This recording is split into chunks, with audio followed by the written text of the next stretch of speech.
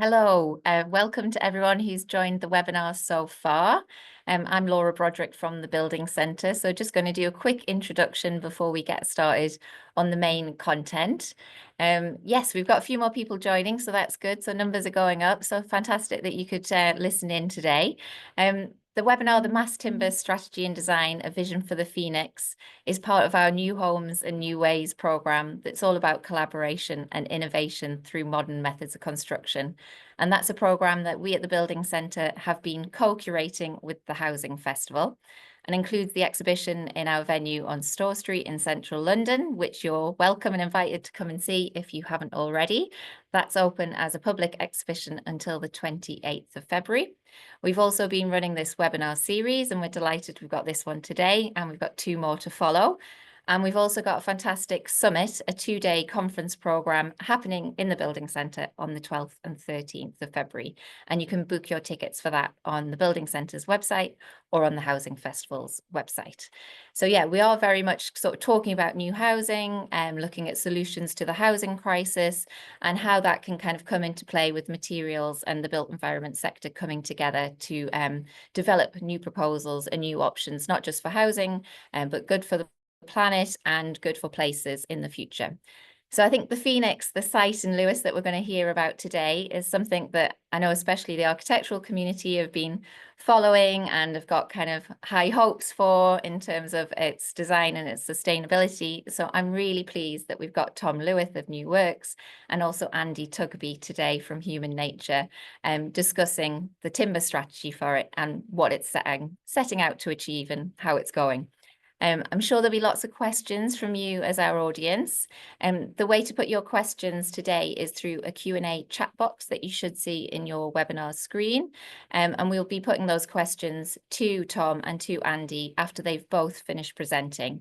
So we'll have about 10-15 minutes of Tom's presenting, and then same for Andy. And then that Q&A will open as a conversation between myself sort of chairing that and Tom and Andy answering those. So as they are presenting, do think about what you might want to ask. You can start to put your questions into that chat box ready for when the conversation opens to you. So yes, a little bit more about Tom and a little bit more about Andy, but of course they can give you the real facts and the real meat. So Tom Lewis is a chartered architect and the co-founder of New Works. He's passionate about the potential applications of modern methods construction, or MMC, and the lessons it offers. So he'll be sharing some of the projects where he's used various MMC methodologies and options, and sort of talking us through those and how that's applied to his work and collaboration for the Phoenix as well. And then Andy Tugby is the head of sustainable construction at Human Nature, and his background and interest is very much about sustainable materials and circular low carbon construction and design. So we've got 2 fantastic speakers, a fantastic site to hear more about, and hopefully there'll be lots of questions from you, our audience. So I'm going to stop sharing this title screen and invite Tom to come and give his presentation. So thank you, and over to you, Tom. Thanks, Laura. Yes, hi, I'm Tom Lewis. I'm co-founder of Architecture Practice New Works and our predecessor TDO. So I'm going to talk about our engagement with MMC and the design approach that it demands, and then the opportunities that can actually bring as well, and then how that was relevant to our work on the Phoenix. So the first project I was going to talk about here is Fab House. So this is a timber frame modular housing scheme we designed for Urban Splash, which was built in North Shields in 2018. So the importance that I'd like to talk about here really is about the how important process was to the design, so process-driven design, and really that involved a deep collaboration with the factory design team, which was important because they are sort of knowledgeable about their own factory processes, and each modular factory has different processes and different details about how those modules go together. So our role really with the factory team was not to introduce inefficiencies in how the modules would be put together and the scheme would be built, because efficiency really is how modular schemes become successful, while at the same time drawing out the architecture from the potential that the modular approach offered. So really it was about understanding that process so that we could introduce the architecture into the scheme. So some examples of what I mean by that. The image on the right, you can see the cladding where the ground and first floor meet is a slightly different texture and is offset. So the reason for that is that the two modules, when they come together, is one of the only places where there's some tolerance in how the whole thing sits together. So we decided quite early on with the factory team that the best way to design these elevations was to central line everything. So a whole elevation is central lined rather than corners abutting. So we don't have any four corners meeting, which means that if there is any misalignment, you don't read it on the elevations.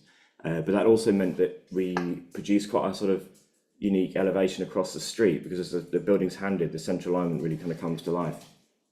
Similarly with the facades, we stepped them out so they're actually quite deep, and the reason for that was that they've been finding in the past that when the services connections were all needing to be made internally, that you'd have a follow-on trade that would enter the building and potentially cause damage, when in fact the modules could be completely factory finished, locked and left on and then put on site. So we introduced all the service connections externally behind quite a deep facade, and the benefit of that architecturally was that we ended up with a nice deep reveals that gave a sense of weight and permanence to the building, which is often something that modular buildings struggle with.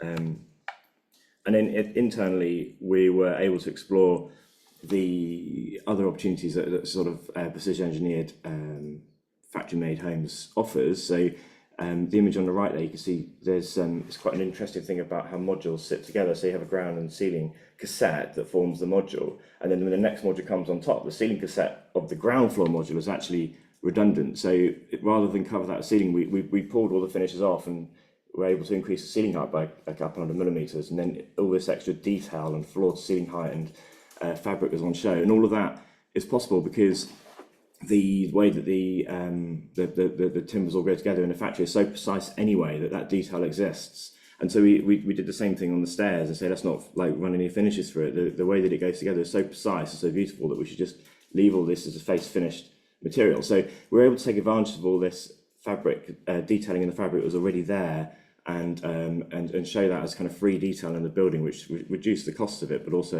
really showed off the potential that this sort of high quality factory built housing has. So that all really came from understanding the process and what opportunities that delivered to the design. So another project which taught us a slightly different aspect of opportunities and requirements that MMC has was low-line arches project. So we've built two of them and we're underway with the third at the moment. And really this important lesson we picked up here was around the tension that exists between standardization and customization when it comes to MMC, and the sort of natural need to standardize to so that it actually is an efficient approach, but also the need to be able to customize so that as a piece of architecture it can sit on the site and respond to brief. So our brief on this project was to take a series of redundant arches which kind of run out of London Bridge south through Bermondsey, and introduce reusable, demountable, flexible spaces that could be used as workspaces or cultural spaces along the low line. And our response to that was to think about putting spaces within spaces rather than fill up to the edges of the arches, to create those spaces as independent structures that sit within the arches. And that allowed us to really celebrate the power of the space underneath the viaducts by not touching the edges of them. But it also meant that we could take quite an approach that lends itself to MMC, because these structures would be completely independent and could be prefabricated largely. So what we did was basically learn from Nissen sheds, which are sort of interwar metal structures that were kind of half circles, very efficient and really sort of simply made, but really beautiful things, and adapt them for different uses in the arches. So we were able to componentize and pre-manufacture everything that is required to make these spaces, which makes them inherently adaptable and flexible as well. So this is two of the built projects. So you can see in the background there, actually, of the left-hand image, one of those spaces which started out life as a bike store, but is now a workspace. So and in that arch, there's several changes of uses that have occurred since it was built. And the scheme on the right is a cultural centre, or a flexible community space, which has been used for all sorts of functions, from exhibitions to local community gatherings. It's been a polling station. It's been all sorts of things, but it's inherently flexible. So these structures can all be unbolted, taken apart, and moved to a new arch and leave the arch in its a kind of amazing state that it's in at the moment. So these sort of learnings that we've picked up actually is now published in a good practice guide, which it's just free to download, or if anyone wants a copy, I'm happy just to ping it over if you send me an email, but you can also just go to our website, New Works, and go to the resources section, and it's there. But this really shows all the learnings that we picked up from this process and captures it in a single guide, and also how the design can be broken down into a series of really simple components, which you see on the left there. And these are all pre-manufactured kit of parts made from readily accessible materials, most of which you can get from builders merchants, but if nothing complicated in there. So this project, the process was really key, but the componentized approach led us to be able to create flexible, adaptable, customizable space, whilst also being a standardized kit of parts. So that was actually quite important in terms of how we then understood and approached the brief that we were working to with the Phoenix. So this sort of importance of understanding process, and understanding how we can introduce customizable solutions to a standardized system. And those two principles are, I think, where we see the real possibilities and opportunities of modern methods of construction, because it's balancing what MMC wants to be, which is kind of standardized and efficient and repeatable, with what architecturally the possibilities are, which often involve a bit more kind of customization and thinking about how to draw out the architecture from something which wants to be very efficient. So our work with human nature on the Phoenix revolved around the Gale blocks, as you can see on the right, and Andy will talk more about the project in detail in a minute.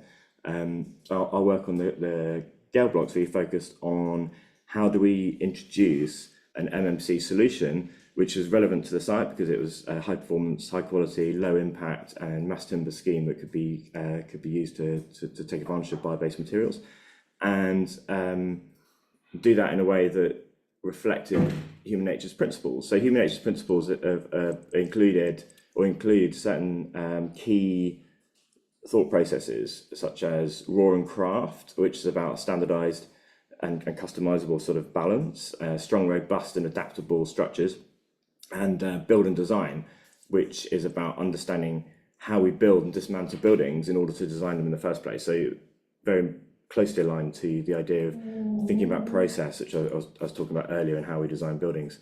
And the solution we arrived at is through the series of workshops was to think about the left-hand image there you can see, which is a series of CLT plates and party walls, and glue lam and LVL columns, which kind of form a skeleton and a rhythm for the building, and then a series of non-load bearing customizable facade cassettes which are basically plugged in, and those cassettes have a very kind of customizable quality to them. So you can see a bit more detail here. The cassette we arrived at on the left, so, and then the frame that they slot into kind of together on the right. And the important kind of balance that we struck there was that there should be this mass timber frame, which was set the rhythm for the building, and that would be an off-site manufactured solution, which reflected the availability of labour and materials, and also would then set the rhythm for the building, into which these cassettes can be inserted. And those cassettes are inherently sort of crafted and customizable with handmade elements and finishes, which reflects the kind of the detail that often you can lose through MMC buildings. And those can be built in an on-site factory, which again reflects availability of local labour, local materials, Sussex timber, and then be put into the building. So still a pre-manufactured solution, but blending fully off-site with on-site, off-site approaches.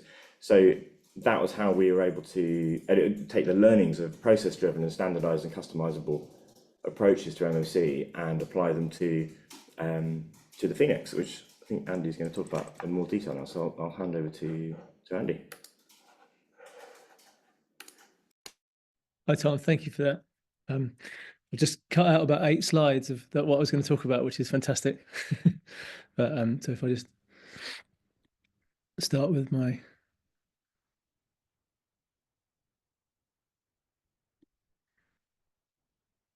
okay, so is that working now? Can you see that properly? I assume you can. So hi, my name's Andy Tugby. I'm Just to stop Hello. you quickly, we can see your slide notes if you can. Oh, that's not ideal. Okay. Not quite sure how to navigate Control that. L sometimes works, or just the bottom right. Okay, so if I go into presenter view and then Control L, no. No, I think maybe that works more with PDFs than PowerPoints. Okay, so if I stop sharing a second, You apologies open for it full screen before you screen share, maybe, Andy. yeah.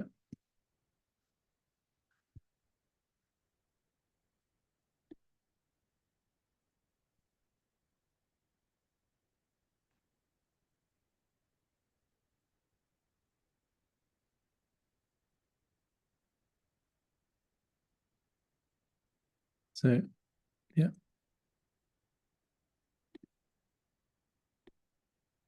Apologies for this. We did just practice this and it worked, didn't we? Which is quite annoying. It's always the way, Andy. Yeah.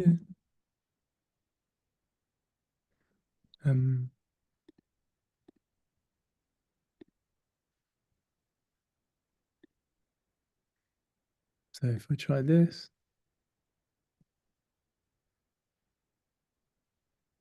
Perfect. Perfect. now if I now do this, can you still see the whole screen? Still see the whole screen? Yep. You haven't gone to my slides, you haven't got my notes. No, I've got your nice title page. Yep. Hurrah. Look at that technology working in our favor. Who'd have thought? Thank you. So so apologies for that. So my name's Andy Tugby. I'm head of sustainable construction at Human Nature. Human Nature is a developer. I always feel a bit like I'm at an AA meeting when I say that. My name's Andy Tugby and I work for Property Developer. But we're not the average developer. We're more of a campaign organization really than a development company.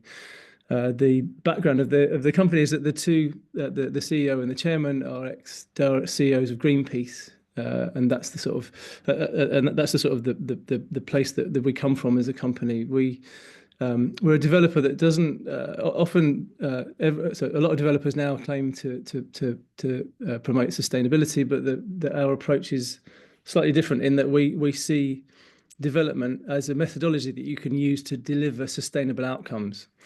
And that through designing places that, and we deliver that by designing places that encourage and enable communities to make better choices about the things that have an impact on the climate in their life. And our first project is the Phoenix, which is in Lewes. There's an aerial view of it. It's a relatively derelict brownfield site on the periphery of Lewes. It's been in this kind of state for about the last 10 or 15 years. It's ripe for updating. It's right on the edge of town and it's prime brownfield site, but you can see it's not without its challenges. It's by the river, next to some green belt, not green belt, some beautiful green fields. But we don't want to expand into the green field, so we feel it's our duty to optimize the usage of that greenfield site. And what we've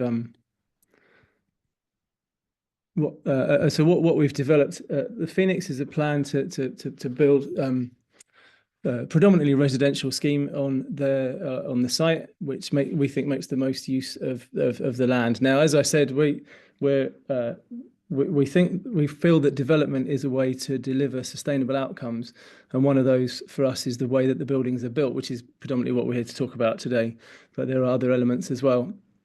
But so we feel as a developer we don't have the right to build in the traditional manner in a way whereby just the embodied carbon of the materials would be enough to wipe out the carbon budget for the whole county, probably. So we feel it's our duty to deliver a project like this in a responsible way. And very quickly, I won't stay on this, but some of the numbers around the Phoenix. So we're delivering 685 homes, of which 30% will be affordable.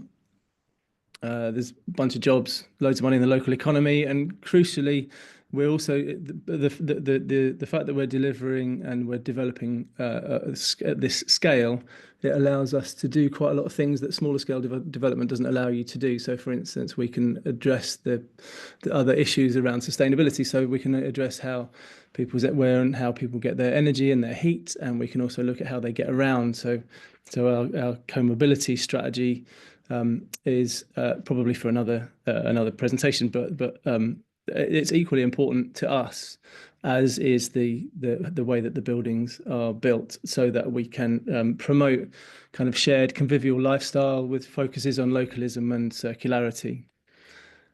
So the site was previously it's an industrial site, so it's the Phoenix Ironworks was on site. It's called the Phoenix. It's not a marketing gimmick. That's the name of the site. It was the name of the Ironworks previously, and so our aim is to kind of retain some of that heritage through materiality and through the retention of some of the buildings. So, for instance, the fact that they made a lot of the iron and the steel here that makes some of the buildings themselves, then if we can retain that or reuse that on site, then that's not only a great story, but it's true circularity, we think. And so much of the building stock is not in particularly good condition.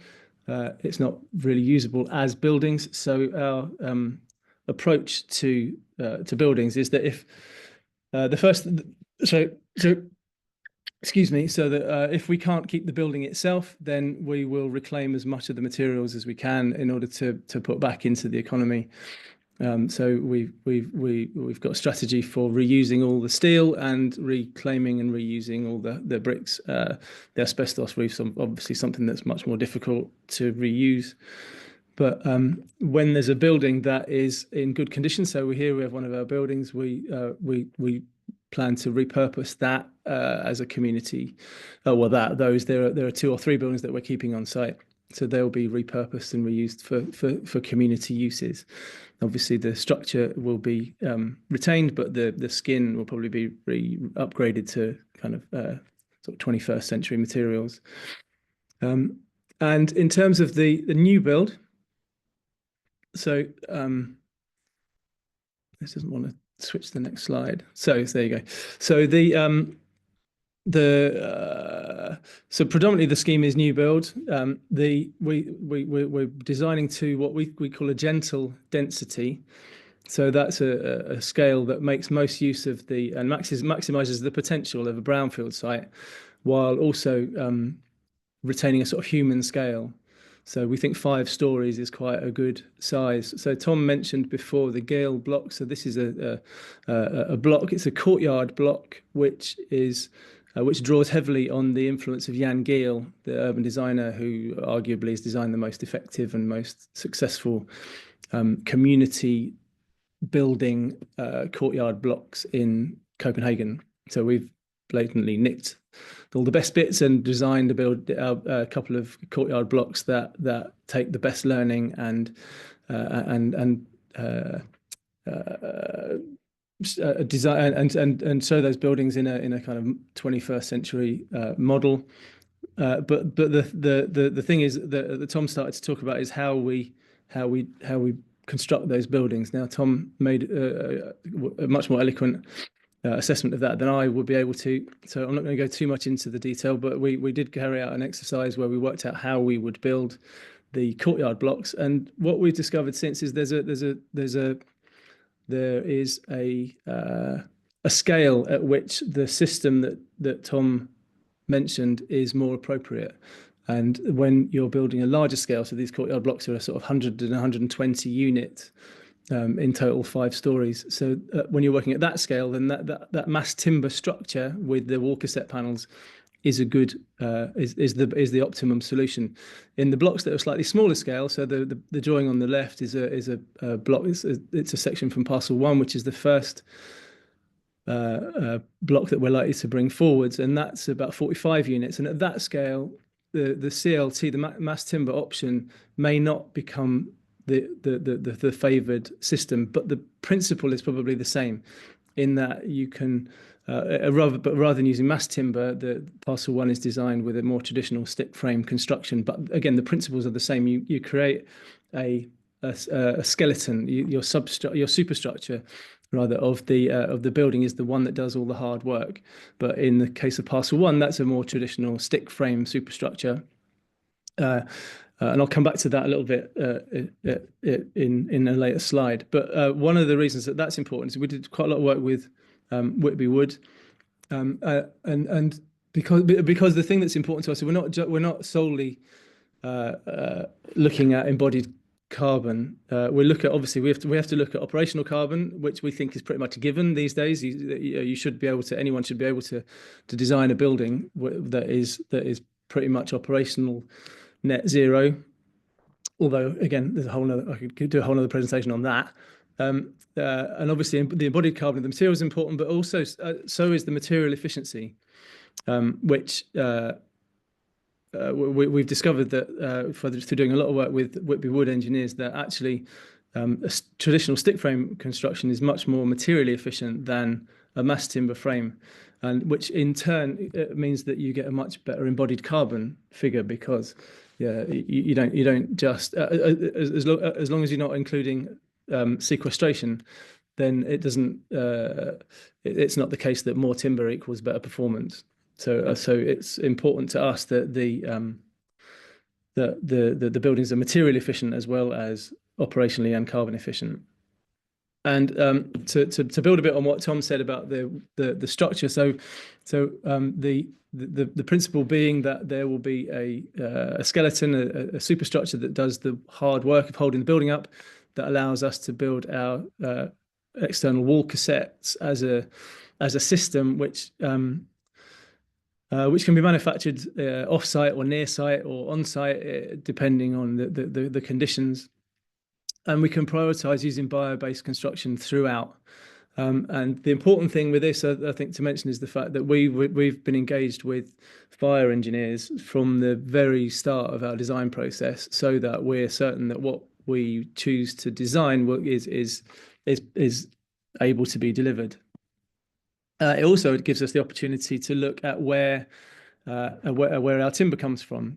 So we know that with the mass timber, obviously we won't be able to source that from the UK at the moment, but we can, if we're building the wall cassette panels ourselves, or we have some control over that, that gives us the agency to decide where our timber comes from, where they're made, and by whom, and it allows us to prioritize local sourcing, local production, and local workforce. And another thing, just to finish, so Tom made the point about standardization and customization being quite key, and obviously one of the main features of the Phoenix, I think, is certainly in Parcel One, is the quality of the architecture. And it's really important to be able to express that architecture with a sort of fine grain and interest, in order for it to not be standardized boxes. But then at the same time, you also want standardization. So what we've done is we've created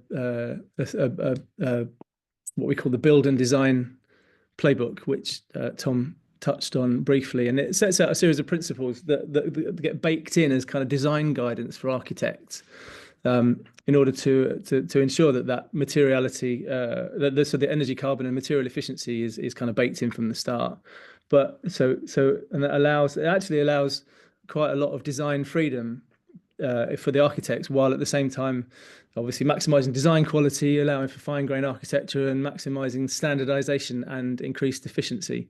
Now, I'll give you an example on here from Parcel One.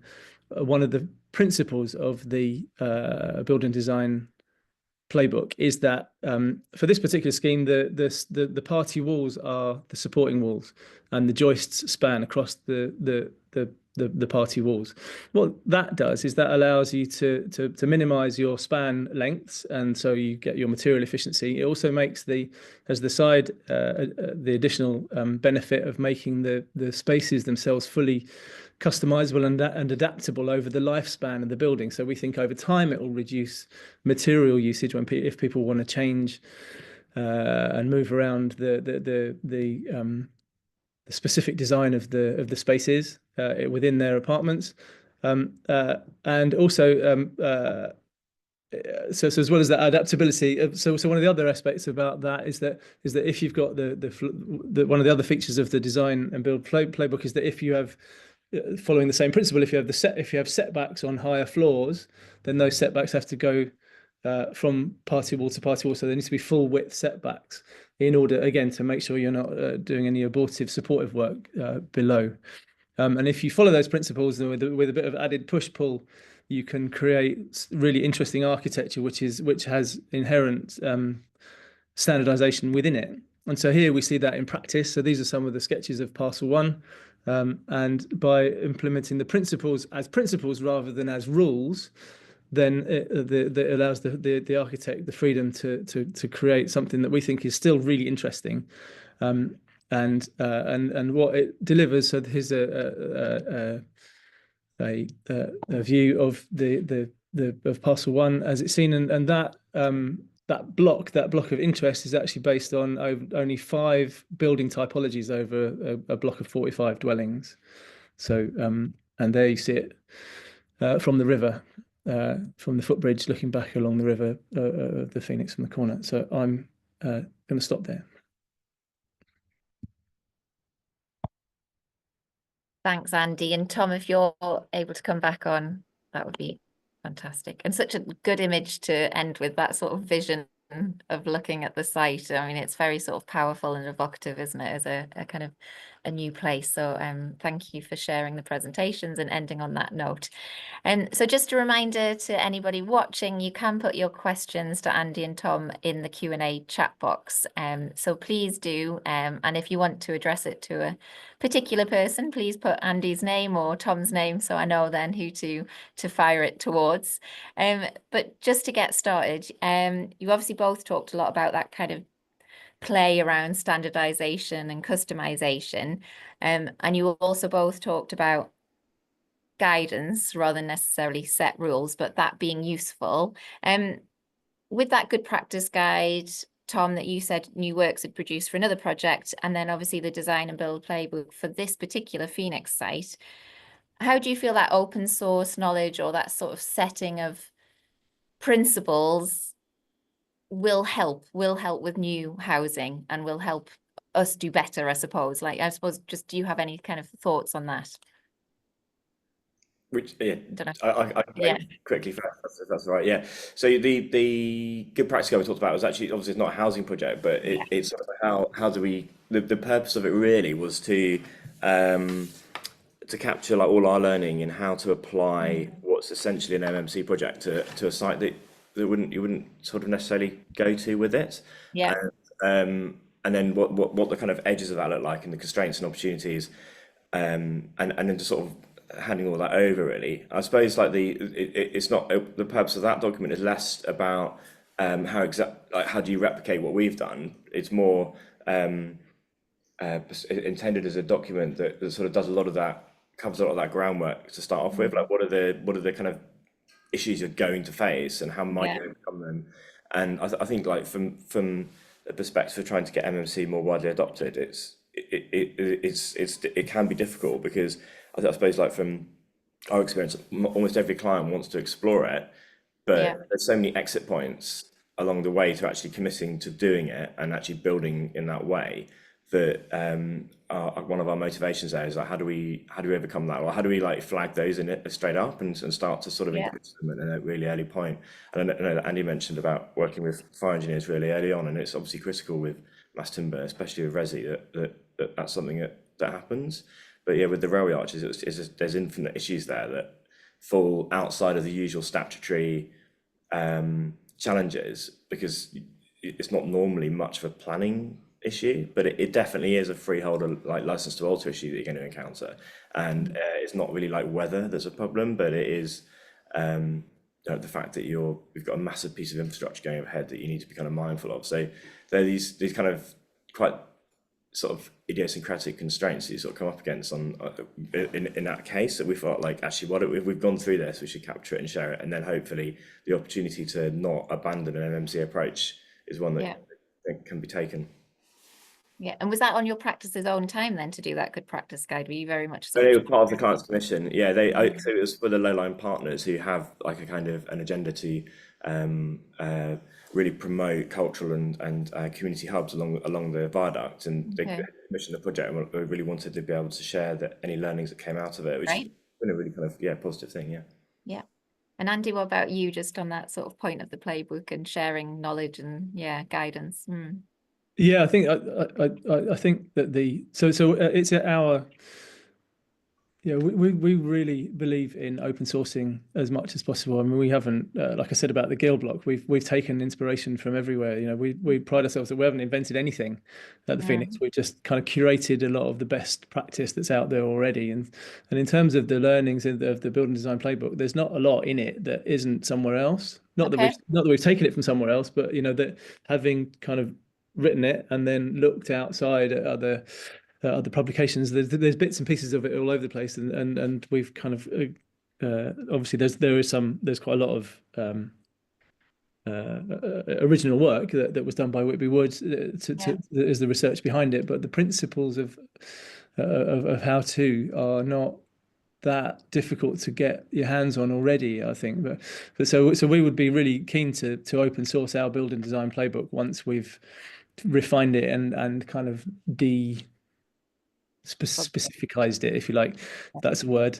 But and because it's important, right? The important thing to us is that this becomes this becomes standard practice. You know, Mm, it shouldn't be that it's difficult to work out how to. You know, the mm, how to should be the easy bit, and in our experience, the how to is, you know, from what we found, is fairly the easy bit. The difficult bit is the will to, yeah. which, The hearts and you minds know, bit. Yeah. Okay. which is part of the reason we are a developer, is because that gives us, we have the choice, Mm. because it's our project and we choose where we draw our red lines. Great. Super interesting. Thank you both. Okay, so some questions have started to come in, but keep them coming. So two questions from John Spencer here. What is the build program? Is the first one. And the second, the wall cassettes sitting on party walls, how is fire dealt with? Obviously you talked about fire being the fire strategy being super important. Do you want to take one each? What should we do? Do it that way. So I can take Both? I'll take both of them, or Yeah, either go or. on then, Andy. So the build program is it's quite a big project. It's an 8 to 10 year build. We've got probably 6 months before we start work, and then it'll be a year and a half of enabling works, and then 8 years of building construction after that. There Yeah. or thereabouts. That's the sort of build program. Well, Tom, do you want to do the fire and external walls? Yeah, I mean the height of the building is the buildings were deliberately and consciously below sort of 18, and the 18 meters. The kind of principles that we established there about frame and cassettes was really about the balance between availability of materials and labor, and where the best place to source different elements from, and how do we kind of shape that into an architecture without being quite too specific about what that architecture ends up being. So those are sort of guiding principles, and then the sort of details around fire breaks and so on are then applied on top of that. So it's not sort of or in addition to it, it's not a sort of although the diagram's deliberately quite basic, just showing a square going onto an elevation. Obviously, there's more detail to it than that, but they dealt with fire breaks in a conventional manner, basically. Yeah, I think the answer is that dealt with by appropriate details, accredited by an appropriate fire consultant. Yeah. Okay. So Great. that's the Thank boring you. answer. Well, essential, right? So another question from Alessandro here. First of all, thanking you for your fantastic presentations. Where can we find the playbook? The playbook's not currently published, I think, as you were saying, Andy, it's not open source yet. But the good practice guide that Tom referenced, that is on your website, you said. So the next bit of his question, regarding the design, could you please give us info regarding the sound mitigation into the timber construction? I'm assuming that's the mass timber, which is obviously not from the UK, but sourced elsewhere. I'm assuming that's the direction of the question, but maybe it is the local timber as well. Yeah, just say more about the timber. So if I can take this one, so just to say, I mean, it's a bit of a cop out really, but we've got outline planning for the whole site. The building isn't designed to that level of detail yet. There are countless solutions for soundproofing mass timber construction. We can happily point you. There's a really good so there's a website called Massive Holts, which has got really good standard details of mass timber, kind of robust details almost. If you're really interested, it can show. It's a really good how to. There's loads of different options. It's a really interesting place to look at. I can share the link if anyone's interested. Yeah, could you say the name of it again, Andy, in case people didn't catch it, because it sounded. I think it's Austrian. It's Massive Holts. Okay. So I'll put the link in the thing. Yeah, if you can put it in the chat, that would be amazing. Yep. Thank you, Andy. And Tom, is that something you've come across, obviously in other projects, because this isn't at the point of being able to answer it in any detail for this one, but something you've come across? Yes, it's sort of, I mean, acoustics obviously is a kind of a sort of challenging subject on any project, but it basically comes down to a lot of the time down to sort of mass and weight, and that kind of is something a timber kind of for other reasons is good, doesn't offer to the same extent. So it really depends on what the whether we're talking about CLT floor plates or the sort of like joisted solutions that Andy was talking about as well, but it can, and also there's fast separation to consider as well. But yeah, it's not an easy one. The short answer is sometimes it'll just come down to using a screed to give it that kind of density, which is suboptimal, but kind of part of life, unfortunately. Part of that materials and embodied carbon that just needs to be used. Yeah. Okay, great. And then within the development, I was wondering, maybe it's not at this point, but what is the mix of tenureship around sort of private ownership, some affordable, some social rent? How does that play out across the site, Andy? So it's like I said, it's 30% affordable, some of which are actually affordable. So we've adopted what's called the Lewis low cost housing standard, which is a pricing linked to the average wage in Lewis. Okay. So that and it's so 30%, which accounts for I think 200 and something, 220 homes, which is the most affordable housing delivered in a national park in one go ever. I think that's only in the South Downs National Park. Well, that's impressive and reassuring for yeah. And on that level of sort of, because I know I saw online, and obviously the person asking this question must have seen that there was a lot of community events. So could you say a little bit more about that community engagement process and how you developed that? Oh gosh, yeah. I mean, we've engaged with the Lewis is a particular kind of place. It's got a group for everything, and we seem to. I think we've met all of them over the last few years. So we've engaged with over 200 different community groups. Yeah. And we've spent a lot of time. We had a design festival that was attended by 2,000 people. We had a public exhibition, which was also really well attended over a weekend. And we host a whole series of meanwhile events in order to kind of not lose to bring a bit of life back to the industrial estate, so that it doesn't just sterilize and become completely derelict. To the point where when we went to committee, there were 100 people demonstrating outside the planning committee in favour of the development. Fantastic. Which it doesn't happen. It's never happened in my experience. Yeah, it's nice for demos to be flipped in that way, right? So that's great.